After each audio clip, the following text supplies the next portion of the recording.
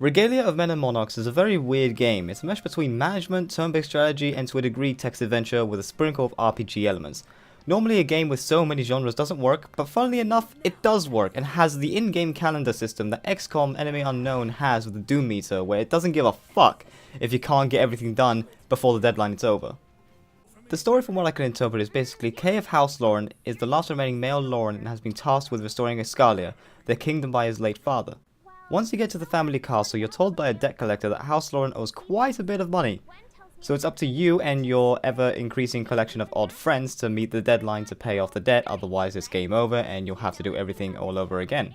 As a little side note, I just want to point out this has been one of the few games this year that has gave me really good writing and memorable characters. Unlike games such as Darksiders, which has about 4 main characters to remember, Regalia has about 12, each with their own personalities. And when I said odd friends, you get a vampire who tries so hard to be spooky but fails miserably each time, but he really wants to be a hairdresser. Okay, I need to give you guys a disclaimer. I never actually finished the game. I got to the last boss fight and found myself to have reached the game's version of a gear check. Or at least I thought. It's hard to tell when there have been cases where it ramps up in difficulty out of nowhere. You might say because I never completed this game it doesn't count as a full review. You're right. But I was already 98% of the way through, so it'd be a waste if I scrapped it because I couldn't beat the last boss. And for almost every game, the last boss fight isn't the defining factor if it's good or bad.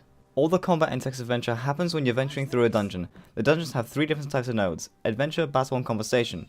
In adventure, you have the multiple choice of text adventure, which can lead to a series of things, in my case, getting ambushed a lot. The battle nodes are where the turn-based combat kicks in. You can deploy 4 out of 6 party members, which normally I'd be okay with, but you don't know what you're fighting until you've already deployed your team. During battle, there are 3 objectives, the main one and 2 optional ones, which reward you with extra XP, gold, and a chance to find loot.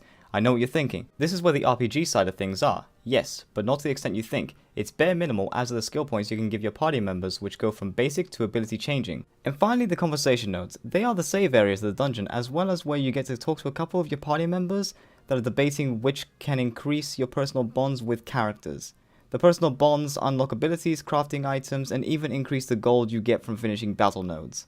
Needless to say, personal bonds are pretty important. Because the main focus of the game is to reach the end of the chapter, which is 2 months through the calendar system, you have to complete a certain amount of kingdom quests, which range from clearing dungeons to raising your personal bond to different levels with a certain number of people, to something like fishing up 30 items. Almost everything you do in your kingdom takes a day, spending time with an NPC to raise your personal bond, constructing a building, fishing, and clearing dungeons, which takes even more time thanks to travel time and time it takes to clear the dungeon.